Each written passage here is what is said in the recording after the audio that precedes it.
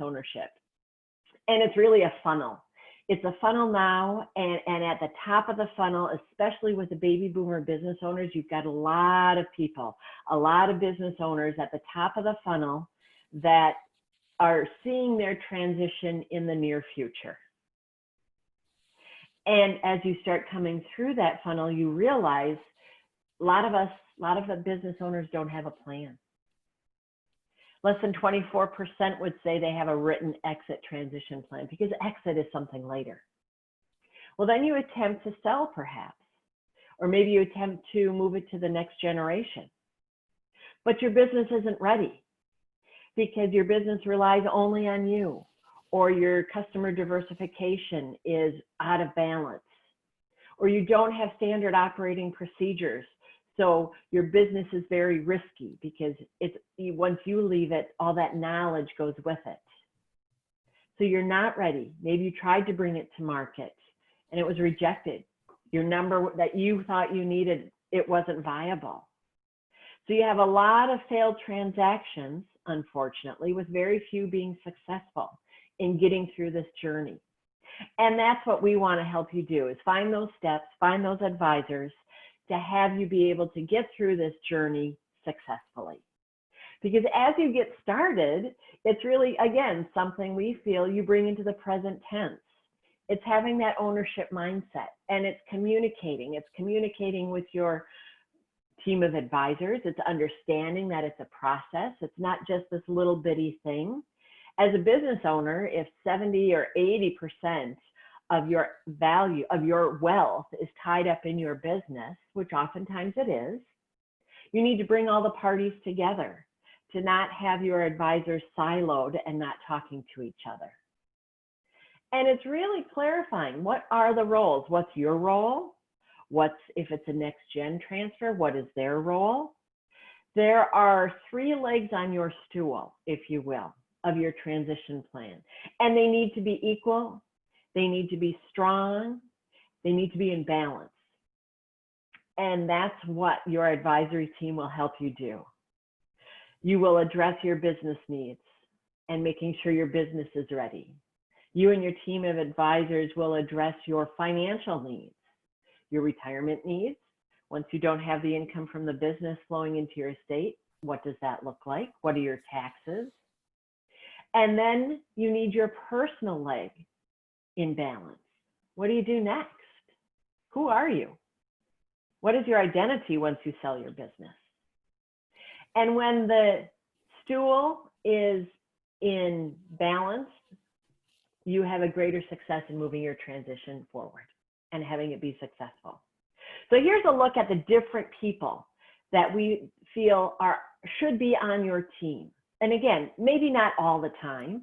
They may come in and out, but it's bringing experts into your group so you can make sure that you are not missing a step, that you won't be surprised after you exit and realize, uh-oh, now what do I do? And be one of the many business owners that regret their decision for transitioning. You don't want to not include your financial wealth advisor because they're separate. They turn only with your personal. Well, what about all this wealth in your company? What happens? What does it look like afterwards? Your attorney that we'll talk to today with Josh, sort of looking out over the whole field and looking at how the different pieces come together. So again, we're here today, or part of this 6-part series, to help you realize you don't want to do it alone. You don't have to do it alone. And we don't think you should do it alone, because you are an expert at running your business and you need to keep that going strong. And especially in these times, you need to maybe create that value back. You can't take your eye off that ball, but others can help you look outside and look at the other moving pieces. So that's sort of the setup for what we're doing today. We'd love to have you let us know what questions you want answered. Josh and I sort of know what we want to talk about, and that's all fine and good, but you may have some specific questions. You know, what are the top 3 problems that you're facing as you participate in your own transition planning process? You know, and why do you want to address those matters? We're using the chat box. Brittany's kind enough to be keeping an eye on that for us. So Josh and I can just keep talking and sharing our vast knowledge and experiences. And now we'll turn it over to Josh. Oh boy. Hi, everybody. Good morning. Welcome. Thanks, Lori. First off, Brittany, one thing I think you should add to Lori's intro is that there should always be a rim shot after the first trophy wife joke.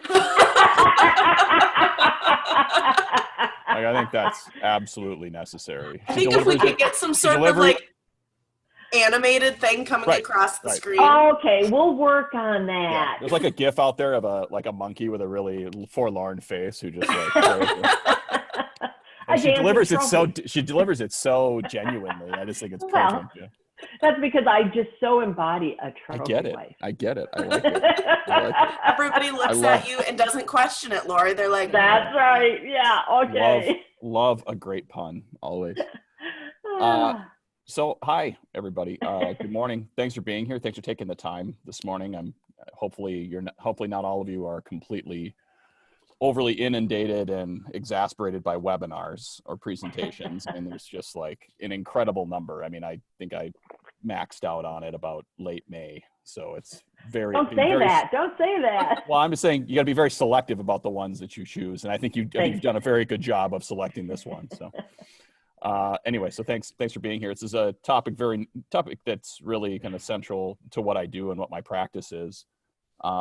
And I'm really excited to talk about it. I'm always happy to talk about it because I think it's incredibly important and it has such great value, in the broader view of what you're doing, not only with your business, but with your life and with your family and with all the people that you care about. I mean, I think it's, and this comes from my background. I grew up, or at least graduated high school in Grand Rapids, Minnesota.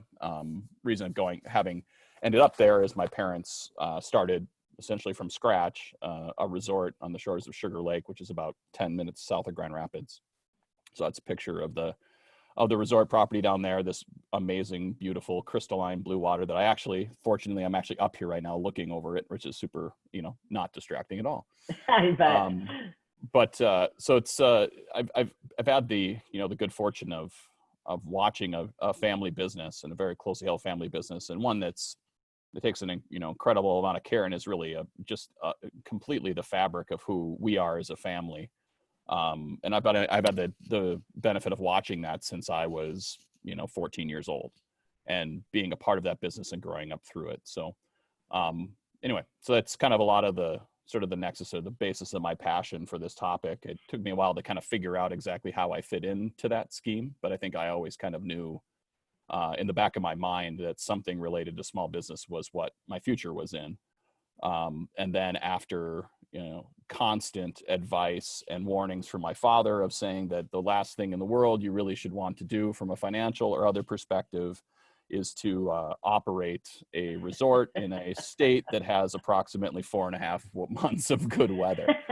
So I was like, okay, well taken. Let's just see if we can find something else. But no, it's still spent a lot of time up here. I've been a Minnesotan for pretty much my entire life, a few stops here and there. But went to college in Minnesota, went to law school in Minnesota, moved out for a little while and explored California and things out west, like sometimes young 20-somethings are ought to do. So from my way back here, I have a 7-year-old daughter who, fortunately for me, loves to golf, which is a thing that I am super passionate about and really enjoy, and try to spend, at least, and fortunately during this, period, one of the few things that are, that are safe to do, or that you can do distanced and outside. So were it not for that option, I don't really know where I would be mentally. It's been a pretty big boon for me in this whole thing. So anyway, so that's kind of like, I'd say that my first career was hospitality. I mean, really, I worked in that from when I was young, and worked in every different facet and job that our resort had to offer, from just regular resort functions to maintenance. I mean, I did things like, fixing drains and, getting squirrels out of various odd locations, and food service and bartending and all of those things, just everything very service related. So it was an incredible education, really. And I'd say it was probably a good 10+ year really career for me, starting when I was in, middle school all the way through deciding to go to law school in 2005. So really I was kind of like, I feel like that was kind of the first thing. And that's what I did when I moved out West. I spent a lot of time in resorts and bars and restaurants, things of that nature. So anyway, so that's just kind of that's the background. So you have an idea where I'm coming from, if that helps. But thank you. So we're talking about in our original poll, do you have an attorney and do you have a relationship with them? And I thought this was pretty funny because this is always there's always the, how many, what do you call 10,000 lawyers at the bottom of the sea, a good start, which are all awesome and funny and whatever, but fit a particular purpose, just not this one. But then always it's like, oh, something went wrong. Can you help me? Even though I think that you're okay. And even though I have this weird, stereotypical view of attorneys, but from what I understand, I need you. So now can you help me? And the answer is always absolutely. No problem. Well, and Josh, I think, as we were preparing for this, one of the things that you said on our call was, you can like your attorney. Make sure that whoever you have, that you like them through the process, and don't wait until it's too late. Right. And you're finding someone almost off the cuff. Right. Yeah, I think I like to relate it to, how do you find your doctor? How do you find your dentist? How do you find, in that case, your banker? I mean, who are the people that you find? I mean, it's through referral, and it's through people that can actually vouch for the people that you're going to talk to. And I think the thing that I've learned, especially recently and throughout my career, my legal career, which isn't super long yet, but is that I have very little interest in working with people that I don't enjoy working with. Right. And working in a law firm, there's a lot of, compromises that need to be taken, like in any organization, and mine's relatively large. And so you got to make those compromises. But you as a business owner, I mean, you have your choice of service providers. I don't know why. I mean, why would you not vet every single one? And if you have one that you just don't see eye to eye with, find somebody else. I mean, that's, it's like, I think being Midwestern and being Minnesota, it's always this like, oh, you don't want to offend anybody. You don't want to make anybody upset. And yeah, that's true, but it's your business and it's your life and it's your livelihood. And I just don't, it's kind of in this current state of affairs, especially, it's like it's the whole life's too short bit. Like, why would you want to spend time with an attorney or an accountant or a banker that doesn't get what you're trying to achieve? Yeah. And that you maybe don't just genuinely enjoy talking with and appreciate their insight and like their personality and that sort of thing.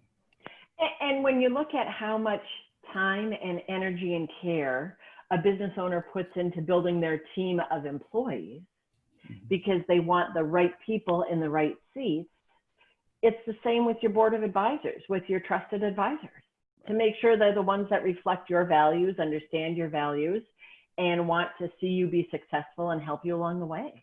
Right. And then the other part of that being that all the advisors somewhat integrate in a manner that's useful to you and them. I mean, I can't tell you how much easier everybody's job becomes if you know the different people that are on the team. I mean, it's too often that, everybody has a variety of people. Everybody has their sort of maybe their private wealth advisor and has their accountant and maybe some other consultants that they work with that's specific to their business, but none of those people ever get connected until the actual transition, or until it may not even be really necessarily a transition. It's just like all of a sudden something happens, or there's a specific event, and now you have to sell, or something dramatic needs to happen, and now all these people are just getting to know each other. And you don't have time. They don't have time to. I mean, you end up having a deadline, and so the integration and all the things that can be learned, and I think it just expounds, it exponentially increases the amount of value that you'll get from somebody like me, or from a consultant, or from an investment banker, or somebody in private equity. I mean, all of these people are good contacts to have, because you're going to need them at some point in your business life cycle. Well, and you mentioned something unexpected. We refer to them as the 5 Ds, and that's death, disability, divorce, disaster, disagreement. And that can push an owner, and actually 50% of the exits happen because of one of those all of a sudden. Right. And it may not just be something that happens to you as a business owner. It might be something that happens to a key employee, somebody on the management team. You look at the disaster of the COVID, of this pandemic, and what it's done to people's mindsets, to their businesses. You know, those are the things where all of a sudden you find yourself needing a crash course contingency plan. And if you have this team of advisors that you have relationships with, that have relationships with each other, you're less likely to miss a beat. You can keep going. Well, prime example, right now I'm working with a client who's working toward a transition or a sale, you know, kind of getting deeper into it. And then in July, you know, had an employee who contracted, tested positive for COVID, and either didn't know or didn't say anything. Luckily for them, they'd done a great job of like planning and putting things in place. Like they had really, you know, our firm and others had helped them put their plans in place in the spring when this all kind of came, which kudos to them. Again, this is the planning part, right? And so we think about it, like, I'm sure that a lot of businesses, you know, it's like again, it's somewhat of a crisis. You have to put something in place to protect yourselves, to protect, you know, potential liability. I mean, we don't like to think about that because we want everybody to be healthy, to everybody to be safe, and everybody to recover. But you have to think about that. It's your own livelihood, legacy, everything else in between. But this client, in the middle of this transaction, you know, pretty sophisticated, decent size, good size company. I'd say probably like, you know, like a mid-sized company for the Midwest, I guess you would say, and lost like virtually their entire front office for about 2 weeks, with orders, you know, coming out of their ears. I mean, and so that's just a prime, example. And then one of the primary people in our primary contact with helping them get positioned and finish this transaction, then he goes down. Sure. And, you know, the original, you know, plan was potentially to close by late July. And, you know, now it's maybe the end of this month or maybe later. Just these things happen, and they kind of just, if you don't have the right integration, not only within your company, but among your advisors, I mean, it's, you know, it's the same situation. All of a sudden you're just running a fire drill, and you're not going to get the result that you ultimately would have gotten, or as good a result than if you had, you know, the right people, processes, plans, and forethought in place. Yeah. Well, talk to us a little bit about the kind of the attorney in the transition planning process. You know. So sure.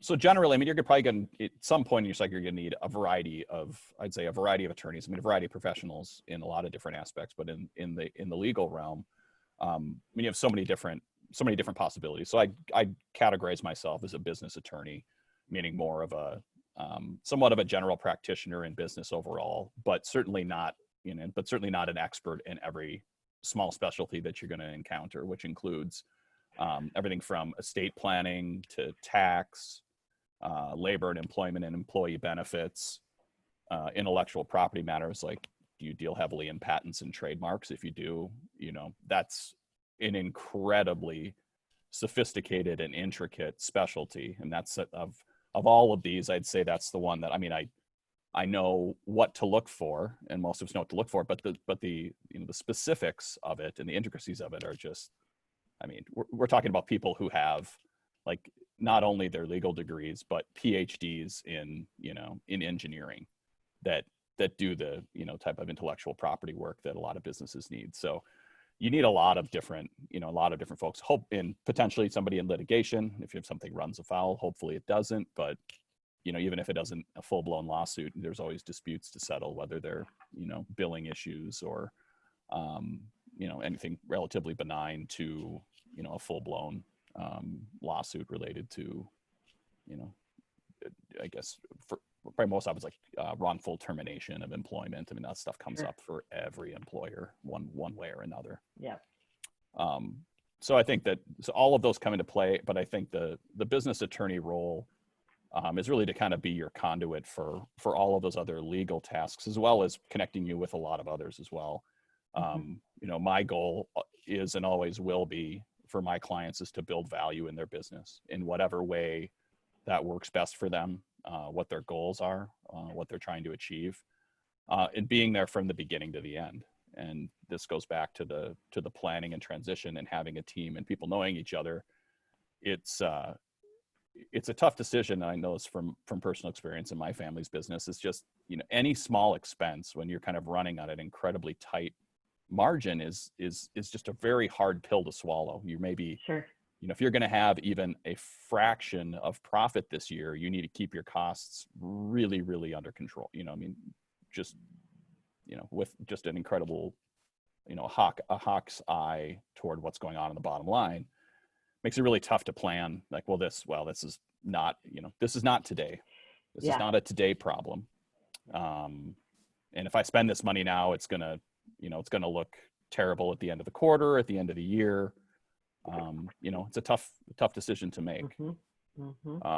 So my role, but we don't. Part of it is I think it's maybe the ramp up period maybe costs some in fees or a little bit of stress to the bottom line. But once you kind of have that initial relationship built, then it's really kind of a spot checking type relationship and a sounding board for someone who can kind of walk you through, or that you can just genuinely talk to about your regular business issues and problems. And that's where I like to fit. Like, I don't want you to just call me when things go south, but to say, hey, I'm thinking about doing this. I want to raise some money to buy more equipment or to expand our distribution channels or things of that nature. Very long view, but how would I, what are the things I need to consider in looking into that? And it might be that I have the insight and the historical experience to give you some ideas, or almost certainly we'll know somebody who does. Sure. And kind of want to be that, that trusted advisor that you can go to kind of connect you to all the things that you need. Mm-hmm. So. Well, and that way it becomes a collaboration. And you mentioned it, the idea of transition planning, it's not urgent. And we understand that, your advisors understand that. And so it's working to bring it present tense because it's not urgent. You've got that thing that's hit you right when you walk in the door as the major firefighter in your business that needs to be taken care of first and foremost. But I love your thought of you set up the plan, you set up the team, you make that investment, and then it's about being able to keep things rolling smoothly. Correct. So as far as, I guess, qualities that I think are important in an effective business attorney, diverse background and experience. Not only professionally, but personally. Again, it's like this kind of goes again to the fit of personality of who you choose and what you want out of that person. It's probably harder than it should be to find somebody who has, a blend of those things. But I think generally, in my experience, it's attorneys that are committed primarily to working with businesses in the lower and lower middle markets. You just have to have that, because it's what we call it in our practice is working with owner managed businesses. So it's not, it's not just management, or it's not just ownership that's looking from afar and waiting for the results. It's, you're deep in it. And you're in the day to day, and you are making this thing work in whatever role that might be, which might be everything, because what my dad does.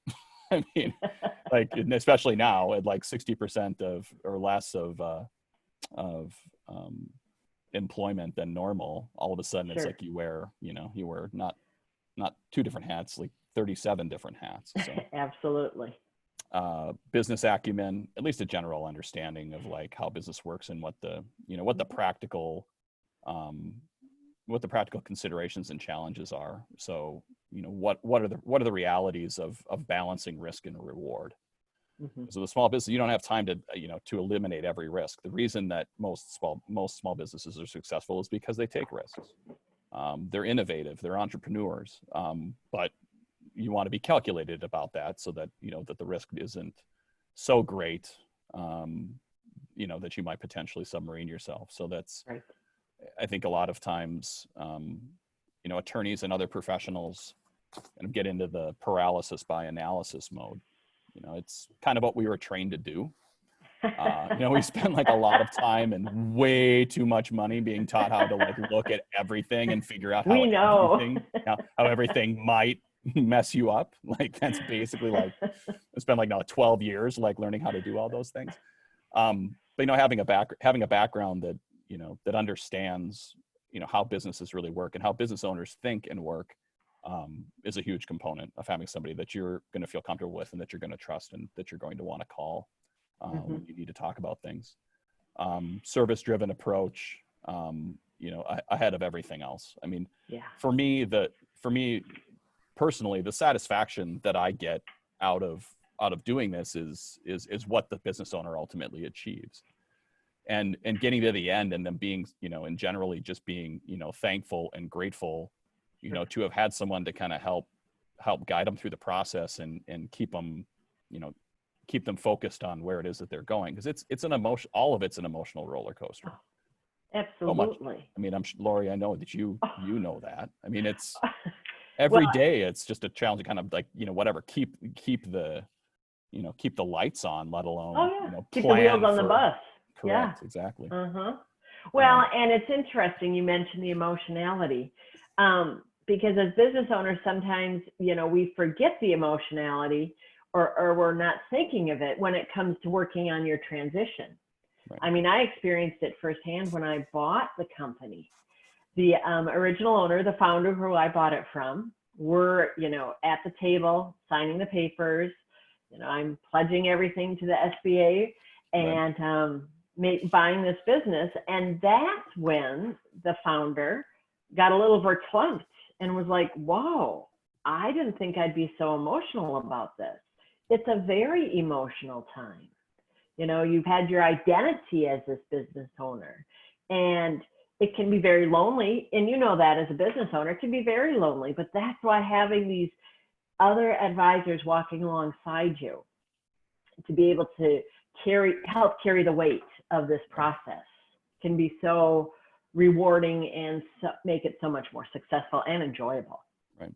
And I often joke, I think that, probably it's a joke, but it's like, it's a joke. It's funny because it's incredibly real, is playing the role of amateur psychologist. I mean, it's on an in and out basis. It's just, trying to kind of, separate emotion from the actual practical decision. But also taking into consideration that all those emotions are incredibly real and they do drive, they drive the decision making. They also drive the business, but you need, I've had experiences too, even with colleagues who, I mean, and this is it's a hard thing to kind of to separate when you want to be close to your clients and you want to have a really good relationship with them and you want them to trust you. But as a professional, you also need to have a little bit of distance so that you're able to provide clear advice and counsel that's not driven by emotion, and be able to take just at least a half a step back, and like you really care and you really want them to do well and you want this, that, or the other thing to go spectacularly, but you can't let it get you, too emotional for them, you personally, for them, because they need you to level them off. Absolutely. And I'd have that with colleagues as well as, colleagues as well as clients, is to just kind of say, okay, like this is a problem that we need to solve. We're worked up about it. Take a deep breath. We need to figure out what the actual, I know that you really love this idea and you don't want to let it go, but if you keep holding on to it, it's going to sink you in 30 different other situations. So absolutely. And that's really, as a business owner, what I relied on my team of advisors to do for me, because I would be in the weeds and I needed my lawyer, I need my CPA to have that higher view and looking bigger picture, because I was more on the here and now sometimes. And that's where, it was so beneficial to not be trying to do it myself. Right.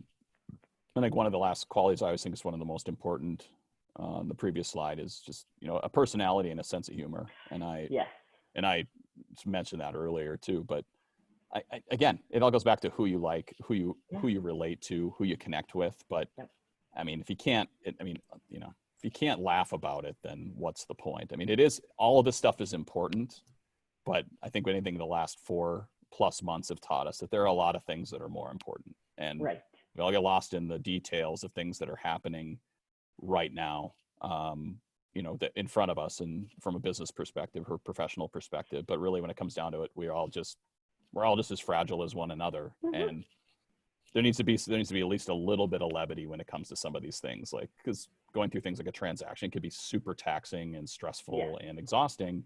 But let's be honest. Okay, ultimately, you're good, your family's good. We're going to get through this. Let's not let's not kill ourselves, Right. you know, literally or figuratively. Right. It's not brain Trying to surgery. get it done. Precisely. Yeah. Mm-hmm. The goal Talk that, about the yeah, go ahead. how the chair at the table, the legal advisor, can really help with this idea of transferable value. What does that mean, and how can that chair really help? Sure.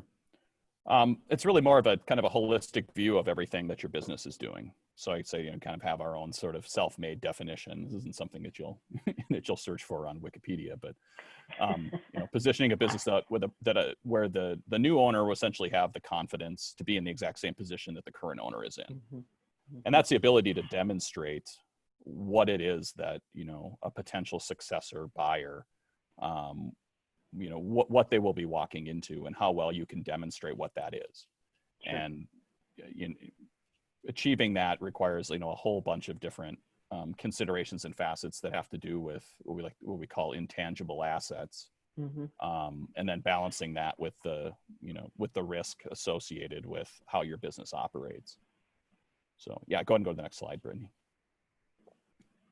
So in this category of intangible assets is really all the capital that you can't really write down on paper. Doesn't show up on the balance sheet. Right. You know, it's not your finances. It's all the things that Mm-hmm. make your company unique, that make your company work, that can't be particularly quantified, Mm-hmm. but can certainly be shown, you know, and demonstrated to a potential owner or a potential successor.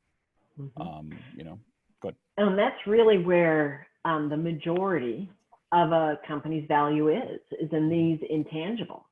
You know, these areas that, like you mentioned, they don't necessarily show up on the balance sheet. Right. Yeah, and but then also the planning for it is being able to have things in place, have systems in place, have examples to show what it is that makes your company valuable. I mean, that could be any number of things. I mean, talking about, you know, so we talk human capital. Who are your people? Why are they important? What makes them integral to what you do? You know, operationally, what are the systems that you have in place? Mm-hmm. You know, those things such as, you know, traction, EOS, and that's what those sorts of systems are intended to create. And they drive, you know, value to all of these different facets that we're talking about as well. I mean, there are more that I'm not thinking of, but that's definitely the most, you know, current and very popular model. Sure. Knowledge capital, just, I mean, it's really in a lot of, it's you, the owner, in a lot of cases, as well as some of your key people. Foundational, sort of similar. I mean, it's like, what are you built on? What's your culture? Right. You know, how is it? What makes you unique? Why is it that you are better than the other widget maker down the road? You know, what is it that makes you special? What is it that, you know, that makes your company even more valuable than what's shown on its list of assets and in its profit, you know, if it's profit and loss statement. Right. Brand capital, obviously, just how you're known, what you're, you know, how are you known and understood within the market? Why do people trust your brand? Where did that come from? And relationship capital, like what are the relationships that you have with your customers and your vendors, and anybody in between, and also maybe in some cases your advisors. I mean, who it is that you work with, or having an accounting firm or another firm that helps you with making sure that you have, you know, well done, respected, audited financial statements every year, or at least reviewed, or whatever makes practical sense. But the people you know and the people that you associate with when it comes down is going to be just as important as all the other, you know, hard tangible assets that they're going to look at. Well, and that's interesting because by working on each of these different capital centers, if you will, and documenting it and having it written down, again, as part of your business strategy, makes the business less risky. You know, if you've got that knowledge captured, if you've got people that have been in your employ for a long time, 20 years, 15 years, you know, if you have captured their knowledge, that's the tribal knowledge in their head, and be able to show it to that prospective purchaser, that management group, what have you, that makes the business less risky, which again drives the value of it. but it's being able to have it, taking it out of your head and putting it down so it's transferable. Right.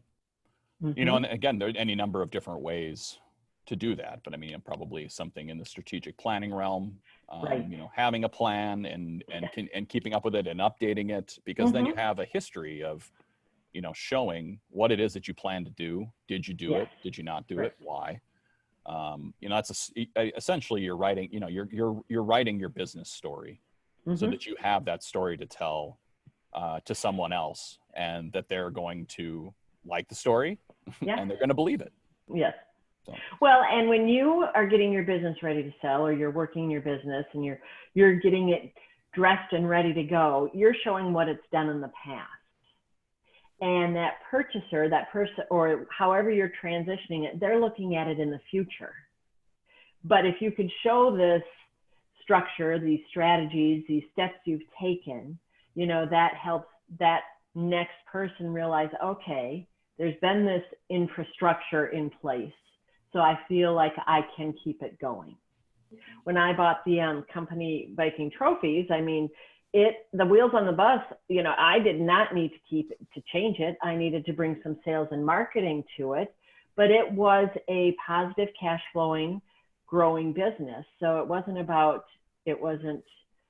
risky because I was changing directions in my life, but everything was written down. I mean, there was a great infrastructure and great awareness of people and what they did and how the company had moved forward and the reputation. So that made it less risky for me, somebody coming from radio and advertising into awards and recognition.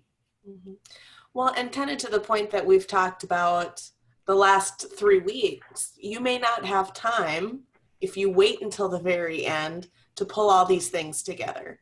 And so it is very present day, and it is something that you can start on growing the value of your business and preparing for that transition now, so that you don't wait until it's too late because of one of those 5 Ds.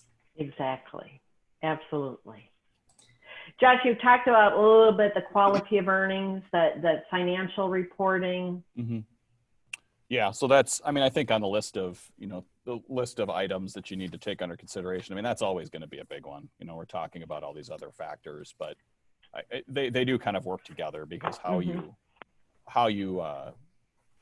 attack them and how you know, ultimately put them into your plan and who you use to create them is going to be central.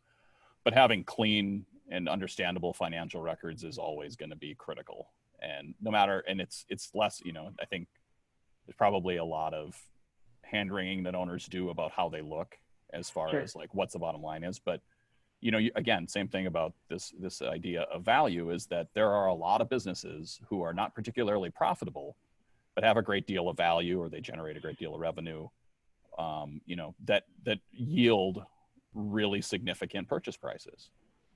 Which isn't the end. Again, we'll talk about this in a bit, but it's not the end all be all of what you're trying to do. You're not always trying to maximize, you know, the dollars that you're trying to receive. I mean, a lot of times you are, and it's better to have more than less, but there are reasons for not overstating that. But having these things in place and being able to very accurately show that your financial house is in order, not just like something that looks, you know, something that looks good on paper, so that your overall revenue or profitability as you had decided it to look, there's a lot of ways in which you can either accurately or inaccurately represent your business. I'm not saying that certainly anybody here or otherwise is trying to do so, but in some cases you maybe do it in spite of yourself. Like you don't have the background for it, you know, the acumen for doing accurate financials, and I more often than not, in my experience, deals that have created have created for that reason, because the financials just do not accurately reflect the financial situation of the company. It just, you know, they haven't been accurately maintained. They haven't been, you know, scrutinized by someone who's sort of a more of a disinterested, you know, third party, or having an accounting firm that, you know, is very thorough and, you know, tough on making sure that its review is done extensively. Because then all of a sudden, it's generally preliminarily you give financial statements to a potential buyer and they look at them and everything's like, oh, this is great, this looks awesome. But then comes the quality of earnings reviews and deeper looks at your financials, and if they are not on extremely solid footing, it will be to your detriment without a doubt, because one way or another it'll either be that it creates excessive risk that the buyer's not willing to pay for, or that whatever its offer or whatever the agreed upon purchase price is no longer valid, and it's time to start slashing it because they're not buying what they thought they were. A couple of the other items, where you're positioned in your industry, how you match up to your competitors, what is your comparative advantage, what are the places where you set yourself apart from those who compete with you, or do you even have competitors? Maybe you're unique enough that you don't. Customer concentration, don't want all your eggs in one basket. You want to have enough where if you did lose one customer, it's you're almost not going to miss a beat. Nobody wants to lose one, but even a significant one, but it's something where you could easily replace that business with providing businesses to other customers on your docket, or attracting others.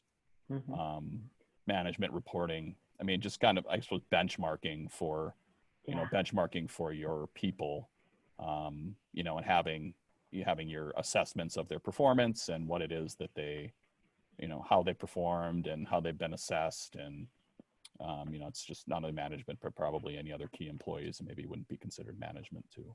So. Well, and it's good to hear you talk about these things, because these are the things that a business owner can be aware of now, or be learning about now.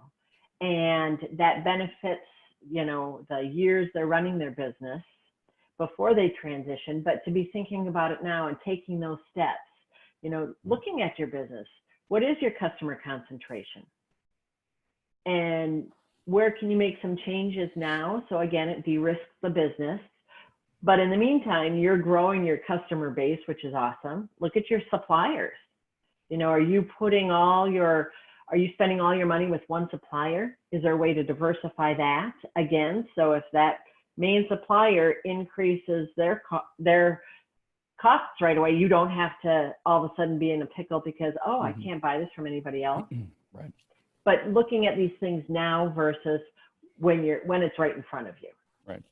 And it's a hard thing to do. Again, it's the same thing we just talked about before. It's just like, you a lot of times you're stretched so thin that you just need to get through each day, and make sure you get to the next one. And, it seems to be working out and people seem to be generally happy. You're able to, pay your mortgage and, get your kids all the things that they need. And, so it seems to be, working out okay. But you're just one random, global pandemic away from it all crumbling to the ground, Right. Those things you can't control. But if you're in a position where, you've thought about, not like anybody's planning for, a global shutdown or, an accelerated recession, but, having the better prepared you are and the better view of where it is that you're going, allows you to pivot more quickly. Right. You're going to have to make some tough decisions to get through something. But again, I'll use my family's resort as an example. Like back in March, it was like, holy, what? Like this could be really bad. We could lose an entire year. We may not be able to operate at all. And so then it was, modeling, okay, what does that look like? So you got to pivot and you got to get into crisis mode and triage mode. Okay, so how do we batten down the hatches and get through this? And then sometimes it works out better than you would imagine. For them and for the operation, it's been like the busiest July and August that they've ever had. It's been unbelievable and completely unexpected. We're like, again, looking back from March saying, we may not get anything out of this, to kind of, pivoting and figuring out, okay, how we make the best of it. And a lot of it's, matter of circumstance of, people just traveling more locally than further afield. So just an example of it, you don't know what's coming next. So the worst case scenario is probably, Probably not all that likely. It'll be somewhere in between, but Mhm. you know, being situated in a manner that you have that, you know, sort of rainy day plan and backup for when things go south is they all fall into the exact same Right. ball of wax. Well, and it gets back to being ready, owner readiness and business readiness. Yep. Not, you know, and Yep. that's where having advisors engaged in with you as you dedicate time to work on your business can be such an amazing asset. Yep, definitely. So this is kind of a sort of a matrix that we'd put together a couple times in kind of other presentations. Is, you know, you kind of have this, we just talked about the strength of your intangible assets, and then, you know, the level of your risk. And again, everybody has risk. There's no way around it. It's a matter of how you manage it and how predictable it is. So obviously what we want, you know, where everybody would want to be is in that, you know, lighter green box in the upper right. Sure. But it's kind of a good way to think about, you know, where you're positioned. I mean, maybe if you're down in the lower left, you know, how do you at least get either further to the right or closer to the top? Like what are the things that you can do, and what are your plans for, you know, trying to get up into that upper right quadrant? You know, they're going to, in some cases, the nature of business might not allow you to be all the way at the top right, but you can get a lot closer, at least get to the middle, which makes you much more attractive, valuable, and more robust than if you are just, you know, hanging on by the seat of your pants in the bottom left corner, you know, just trying to get by every day, and you're, you know, you're one shutdown or, you know, one death away from the whole thing just falling apart. In some cases that's unavoidable depending on, you know, what your goals are for your business, but you know, sometimes lifestyle businesses are fine, you know, and that's what people want to do. And they're like, well, if it all goes down, if it goes down the tubes, I will find something else to do that can replace my income. And I'm confident that I have the skills to be able to do that. But if you don't, then, you know, it's time to think about, okay, how do we make this as strong as possible, give it the greatest chance for longevity, and see where you end up. Well, because you built this, and it is a legacy, and how do you move that legacy forward? And you've got it right here. It takes time. And it's definitely what we like to call like a look back analysis type situation. I mean, having advisors, having people that have dealt with businesses that have been through this, help you identify what those factors are. It's really hard to know now, especially maybe you're just getting started or relatively young. You know, you again, same thing, you're caught up in the minutia of now. And having someone who said, okay, I get it, but here are some things to consider. Like, it's not like you have to do it tomorrow. You don't even need to do it next, you don't even do it this year. But, you know, in the next 2 to 3 years, you want to be thinking of these things to try to, you know, more solidify what you're doing. And even if your plan isn't to grow exponentially, you just want to, you know, get better at the certain amount of business that you do. All of those things are to your advantage. To just, I mean, ultimately, it'll make your life easier. Right. You know, and you have a chance to look at other things, or, you know, look at the business from a much broader and more global perspective than just putting out every fire that comes up day to day. Well, it gets back to being able to enjoy it, enjoy the growth, enjoy the increased profitability. It's like when you're, you know, it's the idea of when you're selling your home, you know, there's almost 2 camps. Do you do the renovation now? Do you update that kitchen? Do you update the bathroom so you can enjoy it for a number of years before you sell it? Or are you just doing it right before you sell it? You know, and the idea is, do these things now so you are enjoying the benefits of maximizing the value of your company. Yep. No, it's exactly right. Yeah, it's I mean, it's all a spectrum. I mean, it's all, you know, there's a curve to all of these things. But yeah, I mean, it's making those determinations about where you want to be in 5 years, 10 years. And at least having that in mind and making decisions that support that, you know, will get you that, like you said, that you're not always overly stressed or struggling or having no idea where this is going and caught up in the now. You have a plan, and you know, and I think when you have that, then the, you know, the smaller problems and issues and, you know, hiccups, they just don't bother you as much.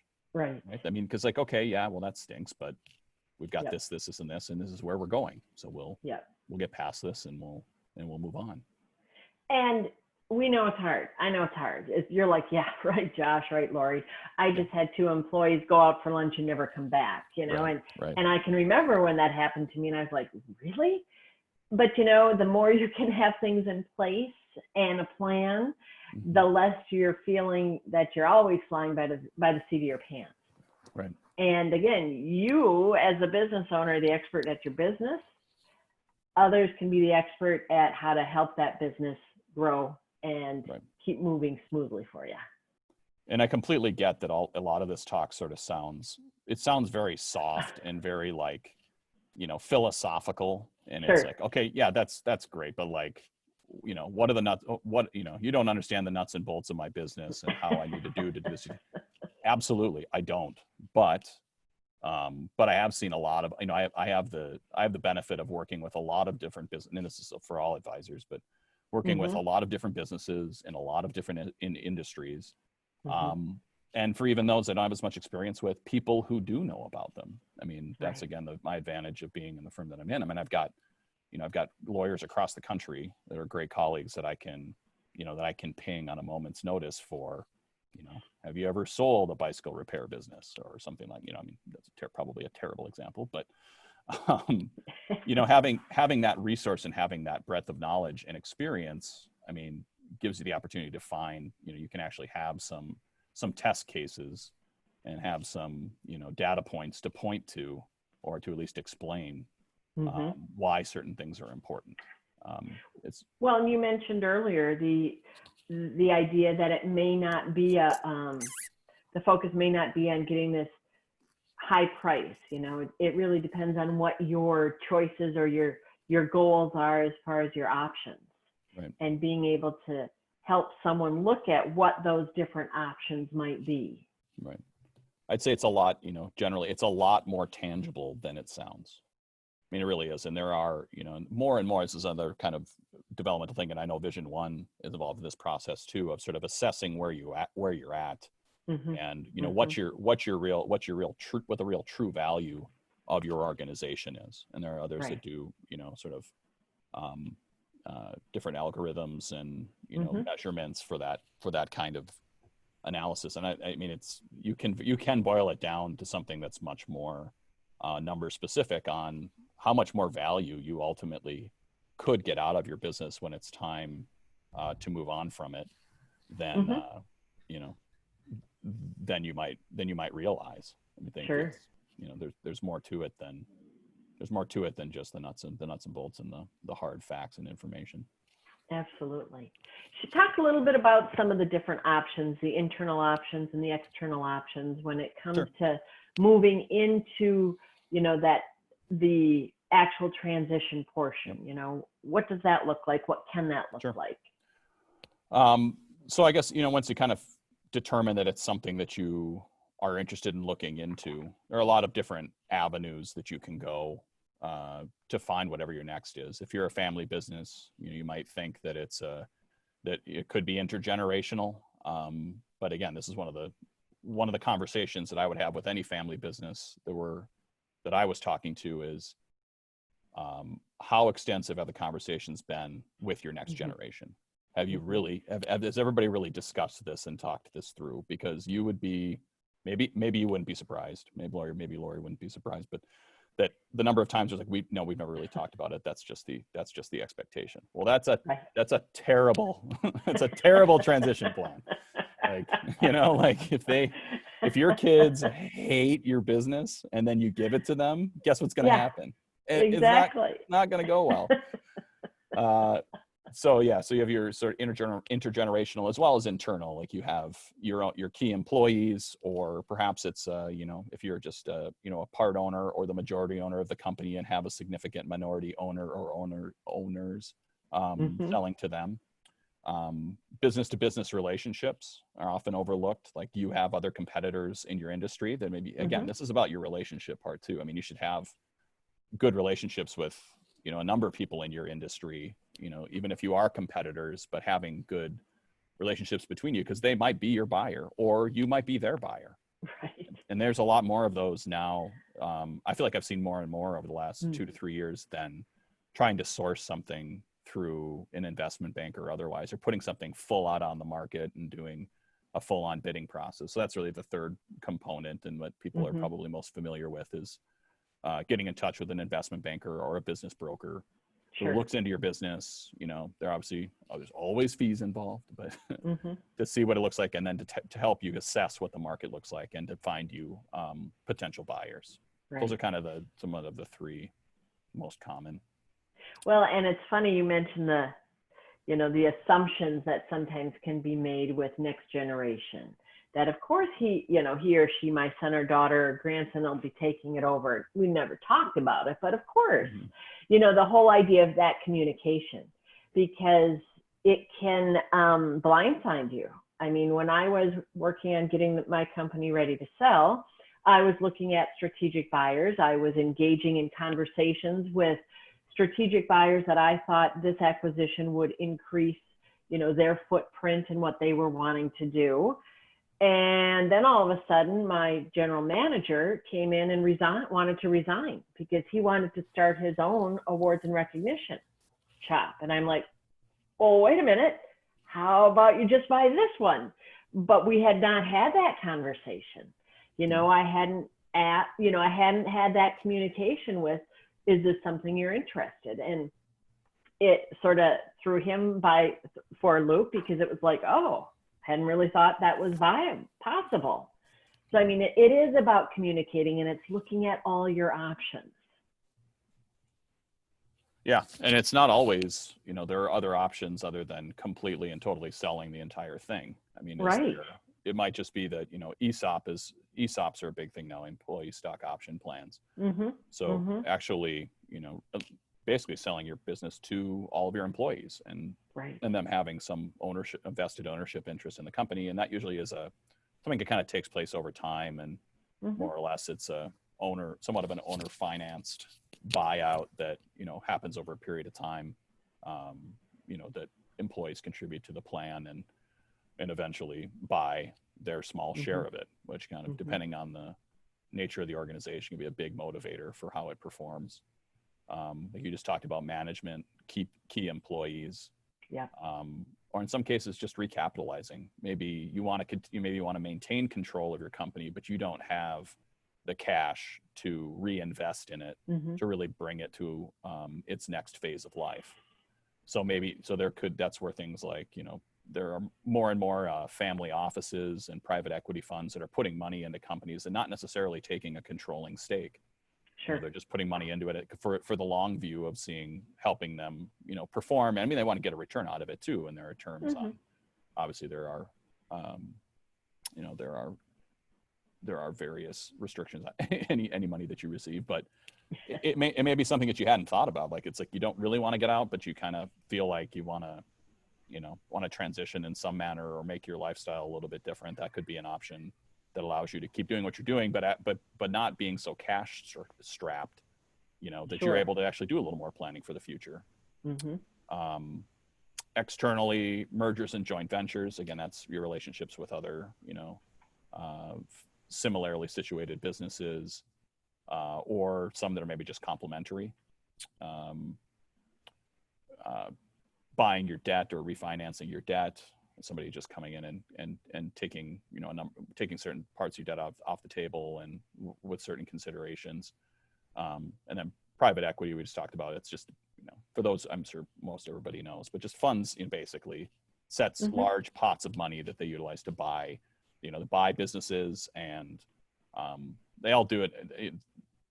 They all do it in a different manner. I mean, a lot of them, the bigger ones, often operate somewhat similarly, where they buy a business, they really significantly and in a very detailed way vet a business, buy it, and then plan to turn it around and sell it in 5 to 7 years. That's kind of a typical situation for large private equity firms. But there are others who, and again, this is another emerging trend, which I think is super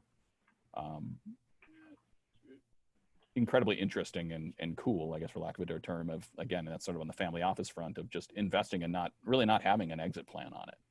Like, they're just companies, businesses or groups or families that have accumulated wealth and want to help other smaller businesses. It's for an investment and it's for a return in some cases, but in a lot of cases, it's like to see it over the course of the next decade or more. I mean, it's not a real short-term horizon. So those opportunities are out there. So it's not always like, got to find a buyer for everything. It could be, you could find a lot of success and maybe better success in financial results by taking an option that isn't a 100% sale.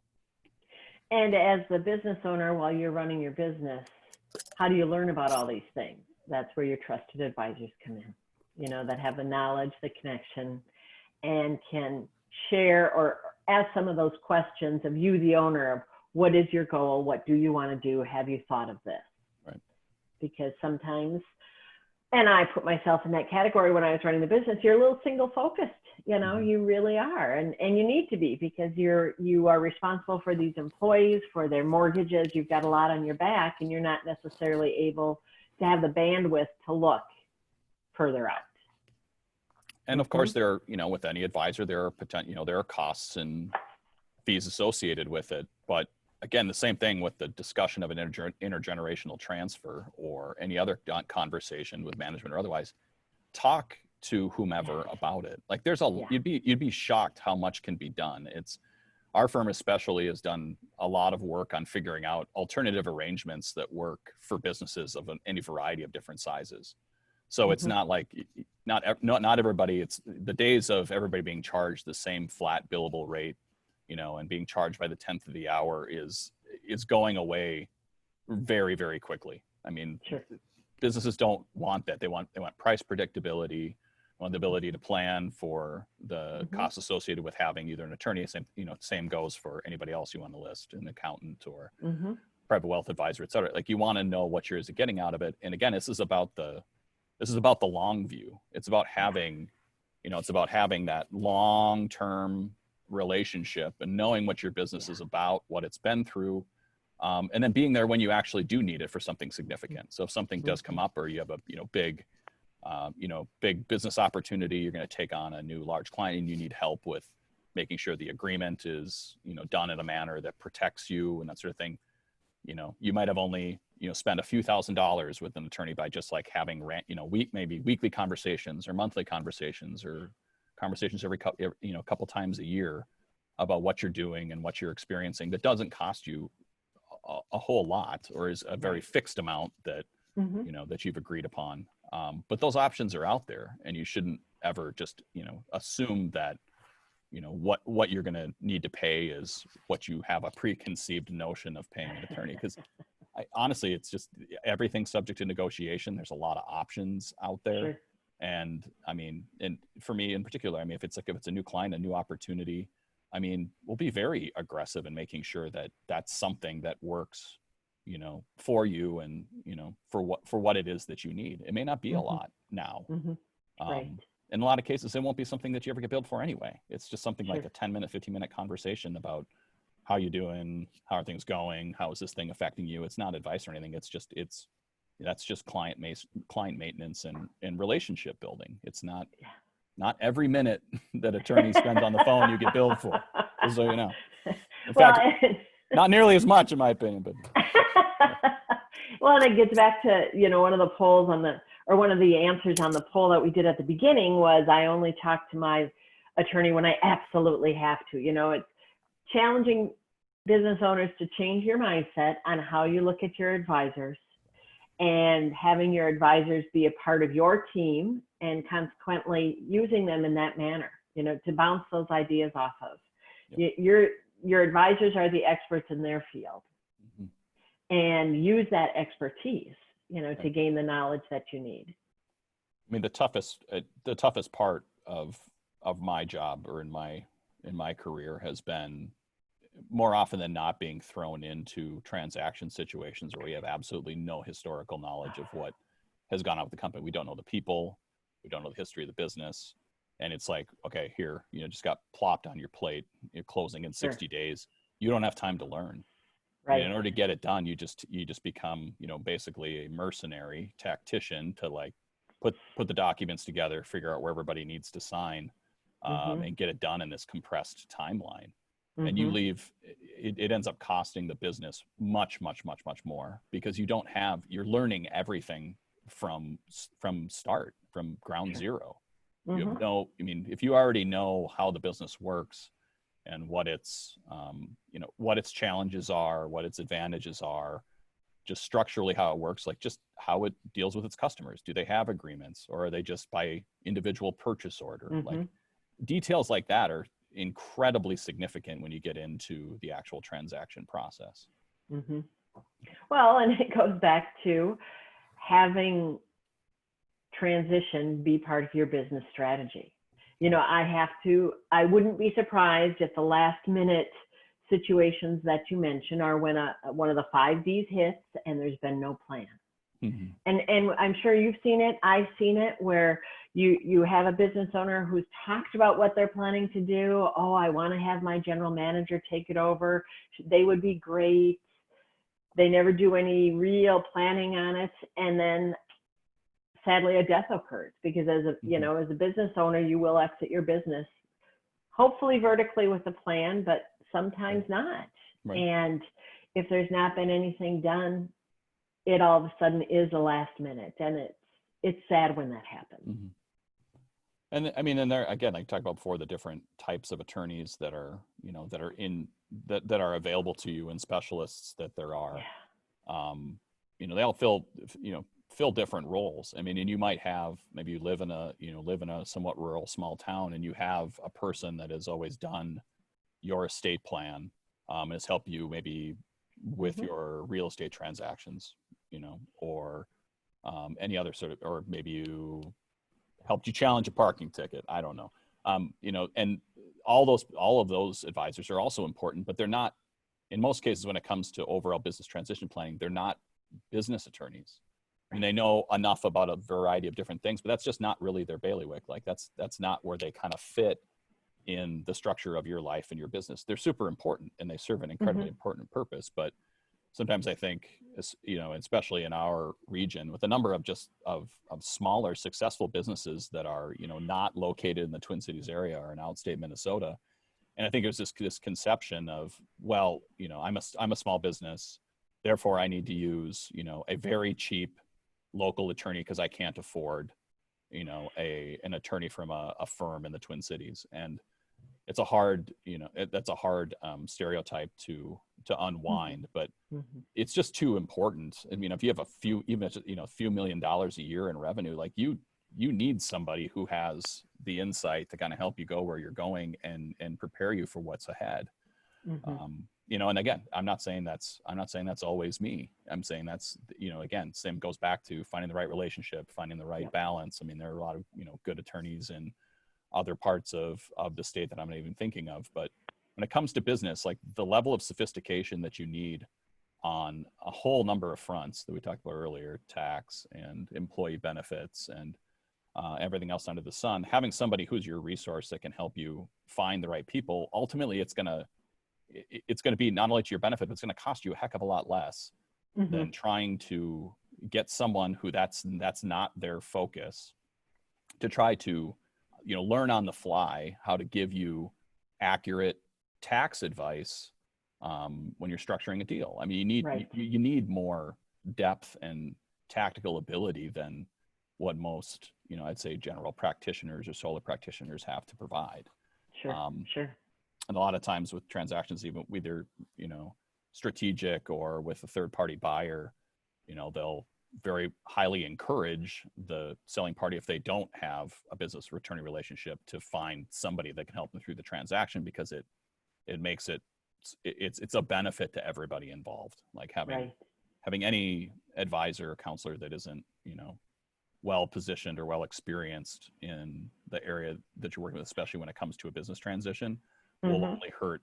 It belabors the process. Things get, you know, details get left out. Things happen that wouldn't normally happen if you've got, and this is on both sides, both on the buyer side and the seller side, having people that are, this is what they do, and they have a broader view of the process and of the business involved, it just helps everybody. Awesome. Share with us a little bit about what you're bringing to the table for people that are watching and attending to have the benefit Sure. of gaining from you. Yeah. So please feel free to look me up for a 30-minute discussion, conversation about, what you're dealing with, just to get to know you, talk about ways in which, what thoughts you have, if it's transition planning or just growth or otherwise. We'd be happy to just have a candid conversation with you about what you're dealing with. And if it's a fit, that there's something that we can do together, great. And if not, if there's somebody else that I can connect you with, that would be just as happy to do that as well, whether it's attorney or other professional. Maybe you just need, a good accountant referral. Sure. And I have those, or, and Awesome. along with others. So whatever you'd like to talk about would be more than happy to set up that time and discuss it. And luckily for us as attorneys, have things like, required confidentiality for potential client conversations. So it's confidential. You don't have to worry about it getting to anybody else. And we also provided a checklist that we've put together, which is 20 questions to gauge your business readiness. Okay. I think most people would be surprised what the questions are about. Like, it's not, what was your gross profit last year? It's really more about, like, how are you situated? It's a lot more of these intangible questions and really more deeply personal questions about what it is you really want. What are you trying to achieve? Like, do you love doing what you do and you want to continue to do it for a while? Or was it just a means to an end for you? Did you start something? And you started an internet business and you sell whatever online, and now it has a market and you can cash out of it. Yeah. Those are all, none of them are better answers than another. But it's more of a personal question of, like, where do you want to go? Where are you? Right. Right. And what are the things that you care about? And a lot of times with small business owners, you care about your people. You'll always care about your people almost. You want to make sure that they're okay. If you sell, you want to make sure that they're all right. Sure. You got to make your decisions and they'll move on and you'll move on. But in a lot of cases, you want to make sure that your employees are protected if you sell to another party. So that might be your number one consideration. Sure. So how do you plan for that? That's great. That'll be a great checklist. The other thing that we have available for you, and I have put the link in the chat box, is the opportunity to take an assessment on your owner readiness, on your personal readiness to exit. So you'll have this checklist for your business readiness, and then you can take this assessment for your personal readiness to make sure that you're in a position where you can exit your business without regrets, and sort of look at what your goals are. Excuse me, because it really is a teeter-totter effect. Excuse me, there are factors that will push you to exit: your board, your health, you've been doing this for a million years and it's the same things. They may be pushing you to exit, but then it's identifying the things that might pull you to exit. Because when you have something pulling you to exit, that's when you have the best opportunity for success and to not be regretting this decision, to not look back and regret. So that's what the one assessment, the owner readiness assessment, will help you identify, are the things that are pulling you to exit. And if it's 5 or 10 years from now, can you add to that? Can you add to those things? So when you exit, you're ready and it's enjoyable. So hopefully both of those tools will be a nice way for you to look at this idea of transition planning as a process, not something you wait to do. Because when you look at, and we talked about this earlier, when you look at the value, of your company, you can look at it, strictly by what the dictionary says, that it's that fair return for something exchanged. And when you look at your value of your company, you've got two sides of the equation. You've got your cash and your sales. And that times a multiple, times a value that's put on the invaluable assets. You do that equation, and that's what you could sell your business for. So what we're hoping is that you work on raising that multiple, raising where you are in the multiple range, in order to increase the value of your company. And Josh mentioned it, and I talked about it. There's questions to ask, what do you want out of the transition of your company? And in order for it to be successful, what needs to occur and who must be involved? And when you look at the table of advisors, that's where we're looking at the different chairs, the different spots of that's who you want to have involved, because it is, it's a process. It doesn't just happen, overnight.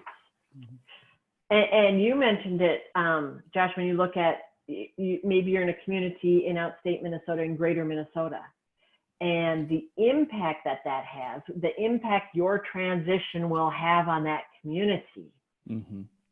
can be huge. I mean, right. It affects a community, right. That legacy.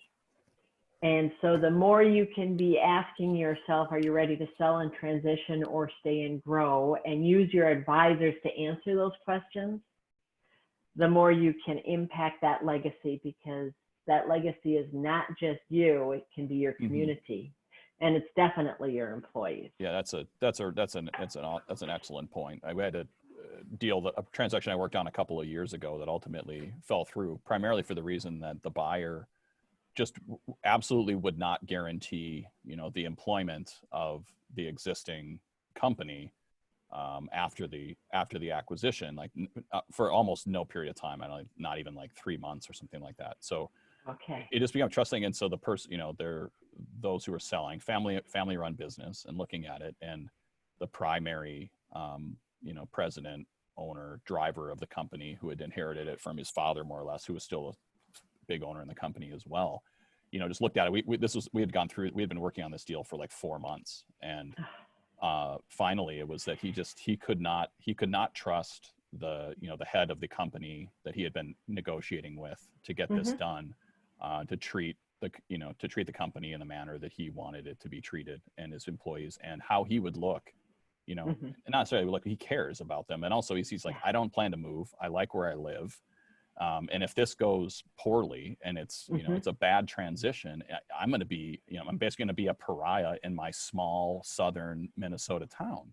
And sure. I'm 47 years old. Like I've got a lot of career left, and this is what I do. So, and ultimately just pulled the plug on the deal for those reasons, because it was like, I'm not getting enough money to buy an island and disappear. Yeah. It's like, I have some money, but like, I'm going to need to work for a lot more of my life. And sure. I would like to be able to live where I do and keep my kids where they go to school, and not be looked at as a local villain. Right. And it's all about getting your house in order and having the plan in place to, that particular client had the ability to put the brakes on it and say, no, this isn't right, because there is a legacy, there is an impact to this transition that absolutely is beyond yourself. And so we do urge you to take advantage of the tools that we're offering.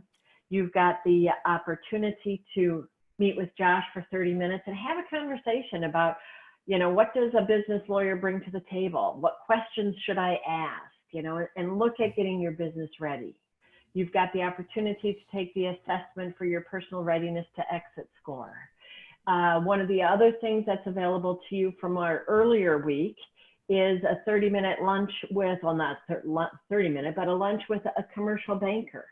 We had Melissa Johnston from Highland on, and she wants to give you the chance to, again, talk to an advisor that maybe you don't necessarily have in your back pocket or know how to use, but bring them on board. Ask the questions. How can you help me in this process? So we want you to take advantage of these.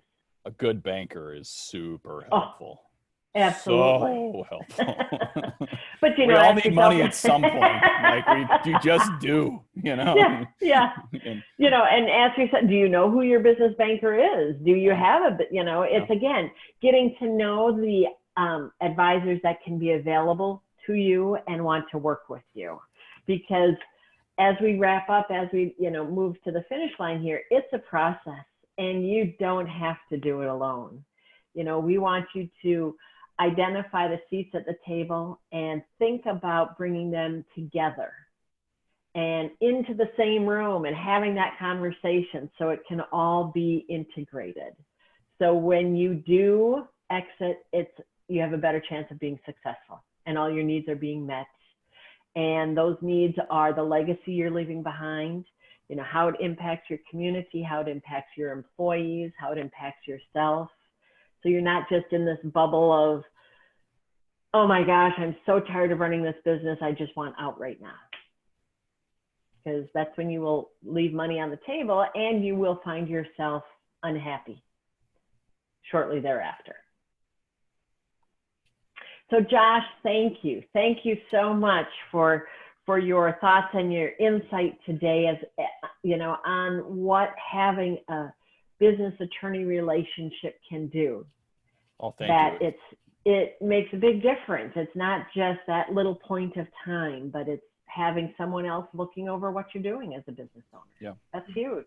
Yeah. Such a pleasure. Thank you for having me. I love talking about this topic because I mean, this is the thing that makes me enjoy what I do. I mean, it's really not the nuts and bolts and drafting documents or not. It's talking with people about their issues and problems and solving what those, you know, solving what those issues or making those plans are. I mean, that's exciting. It's such a value to not only the business owner, but the community and so many other people. I mean, it's a really good thing.